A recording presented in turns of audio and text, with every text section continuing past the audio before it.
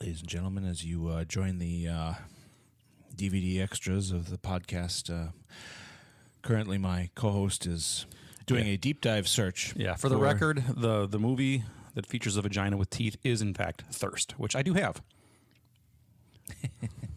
Good movie. Yeah. Did it have a happy ending? I don't recall, but Did you review it on your channel? I think I did, and I think I need to read. Actually, I don't think I did, but there was an Australian movie I'm confusing with, but I can't remember what that may have been called Thirst 2. I don't know. I understand. Did you bring another title for our throwdown this week? I did. Did you? I did. All right. It was a last minute thing. But I couldn't. But I got one. Yeah, mine was kind of last minute too, but when I found it, I was like, "Oh, this is perfect." It actually turned out to be like better than I was expecting. So I'm very happy with it. I'm trying to pick out one. I want to pick out ones that are available like on Amazon or Well, Netflix, you want so people I can to be just able to exactly watch. And You know, I think this one This probably is. this last one was a little obscure. No, you're not going to find that one. You know, one place to find it only, and that's Belgium, Wisconsin. Yep. The home of Let's Do It. They're very proud, I'm sure. What else is going on? Black Friday sales in terms of Black Friday just period. Every year, my wife and I decide we're going to go to like Best Buy or we're going to order from BestBuy.com. Best Buy left? I don't know. There's one. There is, yeah. And Walmart. Walmart has. We actually went Best Buy. I'm sorry. We went to Black Friday sale on Walmart, and we went to Walmart on Black Friday. In terms of DVDs, Good idea. Oh well, I suppose you could really clean up if you're, we clean because you usually clean up on these first run movies like theatrical movie. We pick up like Rocket Man and Bohemian Rhapsody. You can get the DVD or the Blu-ray for $3.99 or something. So or less, yeah. We get a lot of our theatrical first run movies through those sales. Very smart. Aquaman we picked up, Captain Marvel. Haven't seen a lot of them, so we will be seeing a lot of them. Shrewd buying. You didn't see Rocket Man? I have not yet, but it's in my stack sitting at home on the coffee table, so we will be watching it very soon. It's interesting. I didn't dislike it. I did like Bohemian Rhapsody. Of course, I really like Queen. See, so I don't like Queen that much, and I actually enjoyed Bohemian Rhapsody, but I didn't love it for the sole reason that I'm not a Queen fan. So how can you not like Queen? I don't know. It's Everybody easy. likes Queen. Have you ever heard the song 39 by Queen? I haven't gone the deep Look it dive. up. Look it up. I mean, if I you know me, I can't hear the same song over and over again. If I hear Bohemian Rhapsody one more time, I will go postal. I'll hurt people, and nobody wants that. Well, you haven't heard 39. So listen to that true. one. Just That is listen true. to it once, and maybe listen to it twice. I mean, with Bohemian Rhapsody, I thought they captured the era very well. I thought the performances were all great. It was a well-done movie, but it had that one quirk of having a bunch of Queen music in it. So. you know who introduced me to the song Bohemian Rhapsody? I do not. You. Me? Circa 1986 or so. Yep, you put it on a tape for me. Purely accidental, I'm sure. You did. You did. Oh, there you go. Yeah, no, I get that a lot. How can you not like Queen? I'm like, I don't know. It's not that, and it's not like I dislike them and saying that they make bad music. I don't think that at all. I mean, I don't lump them in with like In Sync. You know, If you dig deep, there's a lot of good Queen cuts. Death on Two Legs. It's a really good song. There you go. And they had a lot of good songs that weren't hits, too. Well, I definitely have appreciation for somebody who will go deep into, but it's someone who walks up and says, God, I love Queen. I listen to Bohemian Rhapsody twice a day. I'm like, that's tragic. But, whatever. It is a good song. It was fine the first 2,000 times. The first 2,000 times it was brilliant. And then I had to stop. Well. And maybe 10 years from now I'll be like, hey, I'll put that in again. And I might There you enjoy go. it. Well, yeah, I actually have found a way back to Pink Floyd a little bit. I hated them for a long time because I listened to them so much. Starting early. I mean, I started in 7th grade on the Pink Floyd thing. And it's then I amazing just how stopped. the Wall sticks with you. I went through a Wall phase right after high school for about a year and a half. I listened to it every day, and then I didn't listen to it for years and That's years and healthy, years. yeah. But it's like you hear one of those songs pop up in the radio, and it's like all the words, all the nuances. It's even if you haven't listened to it for 20 years, it's still in there. Classic rock is kind of like that now. It's sort of like I don't know. It's just like the anthems. Everybody, like every drum beat, every triangle ding. I mean, it's just 'cause, and for better or worse, because we've heard it a million times. So no, but I found my way back to the Pink Floyd mostly through their early stuff, which I didn't listen to as much early on, but like that Saucer Full of Secrets album, and Adam Hart Mother is crazy, and I haven't been listening to it a lot, but as I've been washing dishes at night when I'm looking for something to play, I'll give it a listen. 6 years ago, Sirius had a Pink Floyd channel for about a year, which was fantastic, because I'm not very familiar with Pink Floyd other than like the 4 big albums. So the Syd Barrett days. Yeah, they had everything, and it was great. That stuff's fun. It was great. That stuff's really interesting, and it can drone a little bit longer than it needs to, but some of those tracks are really interesting and weird, like celestial cathedral kind of music that they did. Very trippy.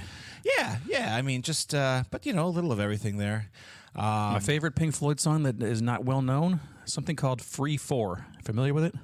Is that like off of later? No, it was like 71 maybe. I'm not sure which out. "Free 4." I mean, I probably heard it and just I just listen, and then I really go back and look at the tracks I've been listening to, because it might be the only Pink Floyd song I have on my Apple Music is "Free 4." It's a very catchy tune about death. Apple Music. You know what? We're on Apple Music. Awesome. Thank you, Apple. Absolutely. You were talking about getting a flash drive to bring the show. We're doing like a show meeting here. Oh, I got to bring this flash drive? I'll do it. Bring it. You can download it right off of Apple, though, you goon. I can take these. You can download the podcast right off of Apple. Yeah. Well, you know what you got to do then? What? Get episode 1 up. Yeah, I do need to do that one of these days, Get it up there, and then I'll get them on my YouTube channel, and we'll span out to a further bigger audience. I decided to eat dinner instead of doing it that one day. So anyway, all right, let's do a show and talk about movies, and we'll see what develops.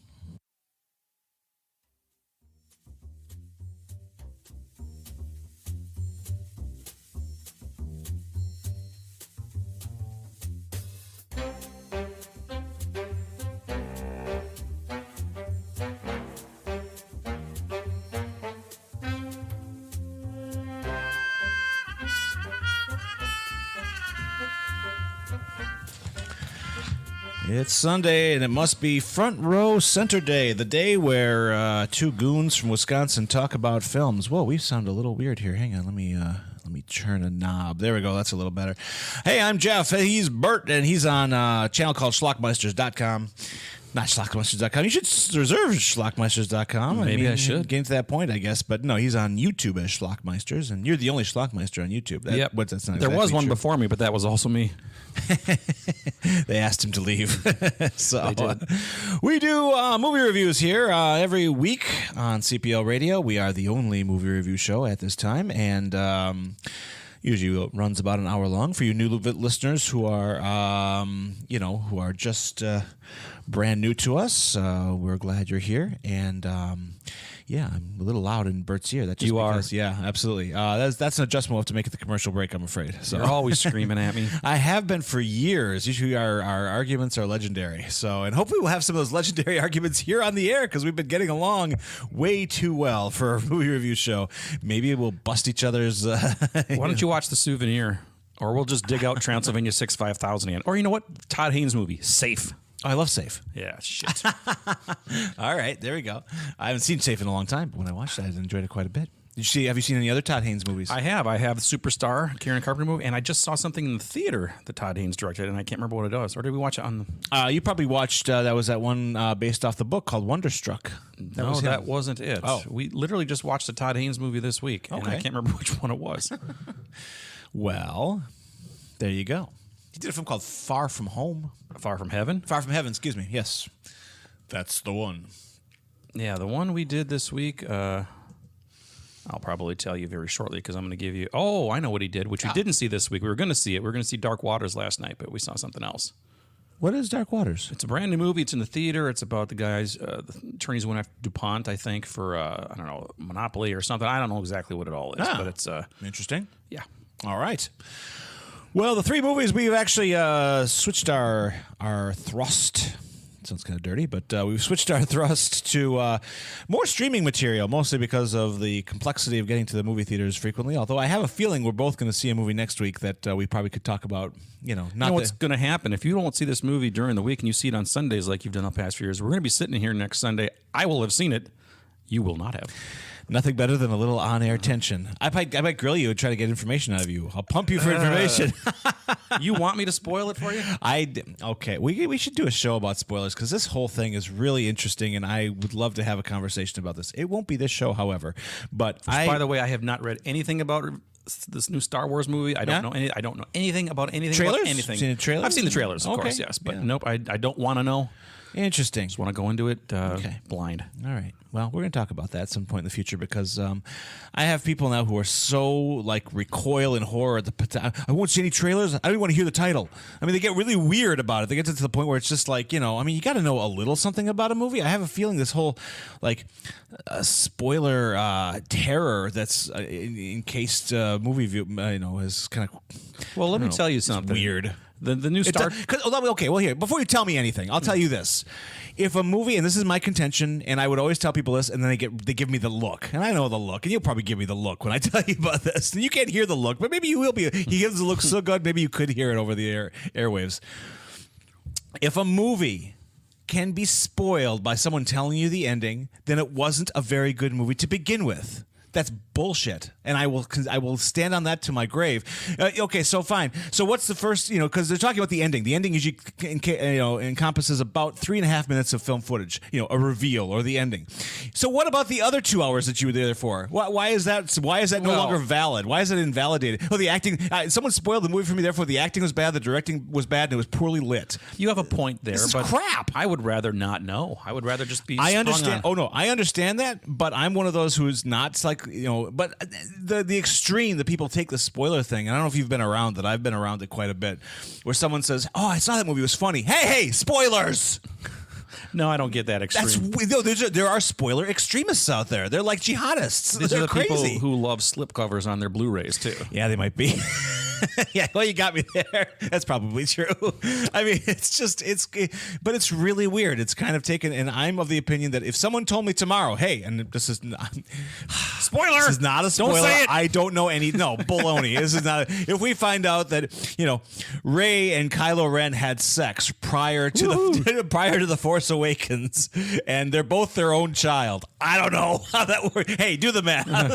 But if that's what happened, I'm still probably gonna love The Rise of Skywalker because I will love the spectacle of it and X-wing fighters flying and flashing, slashing lightsabers. That's the stuff I'm there for. I'm not there for the big reveal. I don't care about that stuff really. I think it's baloney. Well, let me tell you, the new Star Trek movies that came out recently in the last 10 years or so. Sure. The second one. Yeah, I know. I had absolutely no idea that Benedict Cumberbatch was Khan until I watched the movie, and I figured it out just before the reveal. Yeah. And I was like, whoa. That's about midpoint in that movie. That's cool. Oh, spoiler. I had no idea. Yeah. So I liked that. And I'm sure had I read stuff online, I would have known immediately. But Well, and actually, that movie had been out for like a week or two before I even saw it. So Right. Well, you had the benefit too of a lot of people came away from that movie like really angry, like they didn't like that movie for whatever reason. Stupid fanboys. Not just fanboy, just weird. I don't know. The whole thing is strange. We're in a weird period right now. But speaking of being in a weird period, let's. You got to get rid of that angst. I'm good. I don't know. Not you. Oh, okay. There's a lot of angsty movie fans out there. There are. You're absolutely right. What about taking like the fun and the joy of seeing films? I mean, that's another thing too. It's just like if something can be spoiled for you by someone saying, "Hey, that movie was kind of thrilling." Yeah, I don't know. I just think you have other issues going on. So should we talk about this R-rated thing? We'll usually do that, and then after the break, we'll get to our first review. Let's talk about this whole. So I posed a question online, well over 2 weeks ago now. I thought it was kind of interesting. As a kid, and I think it was more when we were kids than it is now. Now I think that you can see things anywhere now. I mean, if you really want to turn on your TV and stream. Yeah, if you want to see something naughty, it's not that difficult anymore. But back in the 70s and 80s when we were coming about, an R-rated movie was a big deal. There was might a big be boobs. taboo, and it was just everything about it was verboten to and. So I mean, you couldn't get in, and there was you had no other recourse. Home video hadn't really. I mean, that was a big savior, of course, was cable television. And Cable home video. television, March of '82 for me. open things up wide. But so I posed the question on our Facebook page, Front Row Center Reviews. You can find us on Facebook if you kind of yes, go find us, please. Start liking us, and start loving us for that matter. So this is what the MPAA would say on their R restricted banner. Under 17 requires accompanying parent or adult guardian. It's pretty restrictive, especially if you're under 17. So my friend Lisa, who she goes by the name Lisa Marie Dolans. I've seen that name. Yeah. Is she any relation to Mickey? I don't know. I mean, I saw some comments about the monkeys once. If she had her way, she would be. She's a big monkey fan. She seems to be very particular to Mickey. Has seen him like just because that's not a common name. So no. When I will spare, since she's going incognito, I will spare her actual name, and if that's the way she wants to keep it on. Tell me off air because I gotta know. Yes, of course, I'll do that. But Lisa Marie says, LOL, I have a good one. The original Child's Play, 1988. I was 9 and my little brother was 6. My parents dropped me and my little brother at good old Budget Cinema on Highway 100. And I think that one's still there. I don't know. I think it was one of the last Budget Cinemas. There. Oh, it's a dive. It's a dive. And so the parents went to do some grocery shopping after dropping the youngins off at Budget Cinema on Highway 100 here in Milwaukee. And so my little brother and I were supposed to see The Little Mermaid, but I got the idea to sneak into Child's Play. Oh, man, he had nightmares for a month, but he never snitched on me. Good boy. That's awesome. You don't rat on your friends. As far as I know, my parents never found out until this broadcast or until our Facebook page. Your friend. Her name was Irene. Oh, that's Leah Hope's mom. You pronounce it Stephs or Stephus? I can't. I think it's Stephus. Okay, Jordan. So she does not remember, to tell the truth, when she was growing up Catholic. My parents went by. Well, hang on. When she was growing, there was no PG or R's. That is she true. She just turned 80. So yeah. Well, still, I'll read her comment because it's a nice thing to do.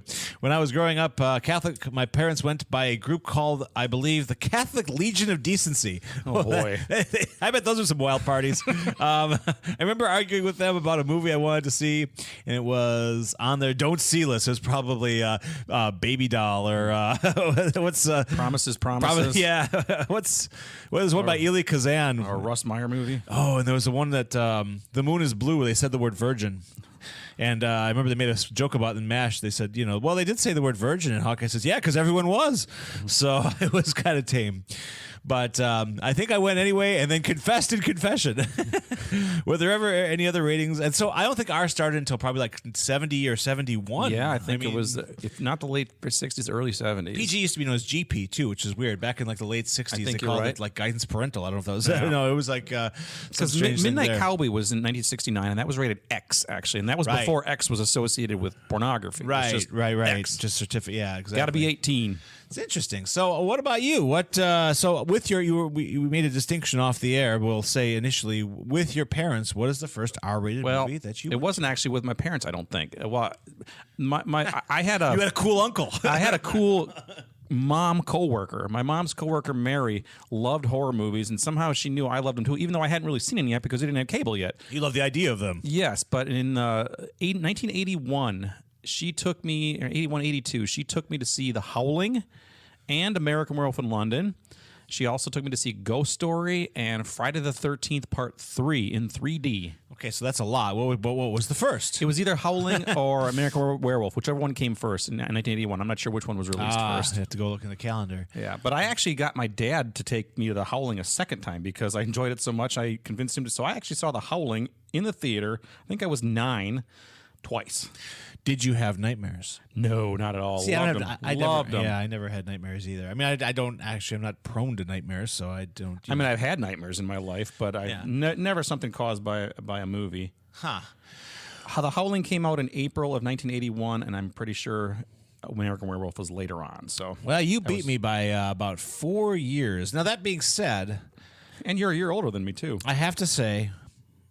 I have to be careful here because actually I was okay. Well, are you gonna get in trouble from Dad? Yeah. Well, no, Dad will be fine. Yeah. American Werewolf came out. No, I have to be careful because I'm gonna misspeak because I think that. So I believe that in 1982 I saw a movie called Hooper with Burt Reynolds. It was PG. It was rated PG. However, boobs. there were boobs. Well, there was which boobs you in could do. Airplane Yeah, also. Absolutely. So that was my first like theatrical boob. Hello. And I was in second grade, and man, were we giggling! Oh Mine- my I god, think- we were very adult about the whole I think thing. mine was Airplane. So that worked out pretty well. But full frontal nudity, The Howling. That was my first. All true. all Elizabeth true. Brooks. There we go. Beyond that, Actually, in American Werewolf in London was my first penis. there we go. David Naughton running through the woods. It's all getting good. My first R movie, because I wanted to breach the R thing, and I was 15, and I really still hadn't seen an R-rated Good movie. Lord. Yeah, I was 15. I mean, I You just had cable by this point. well, no, that's why I have to be careful here, because I believe Oh, at 12 and 13, were stealing I was cable. already seeing. Yeah, I was seeing bits and pieces of stuff I shouldn't be seeing, but I still was like, I haven't seen an R-rated movie in the theater. It just seemed wrong. My parents were going to see a movie called The Killing Fields. I remember at that. the Strand. Roland Jaffe was the director. Sam Waterston starred. It's did- about Pol Pot and the Cambodian. Very sad and grueling and harrowing film. I kind of wish I had picked something else. That as was my your first- first movie? That was my first R-rated movie, and I went along not because I was dying to know about the history of Laos. I was dying to just, hey, it's R-rated. I gotta see an R-rated movie in the theater. It's just one of those things. So we went, and I felt horrible, like sick to my stomach, because the whole thing was just like this very sad, grim depiction of government just ruining the lives of people, and friendships lost, and it was so sad. It was horrible. Great, fine filmmaking. I haven't watched it since. I haven't exactly rushed back to see it, but actually, it's funny. It's got great reviews, as I recall. It did. It was Oscar bound. I Yeah. believe it was up next to like Chariots of Fire and stuff like that. So I mean, it lost, but was a favorite certainly.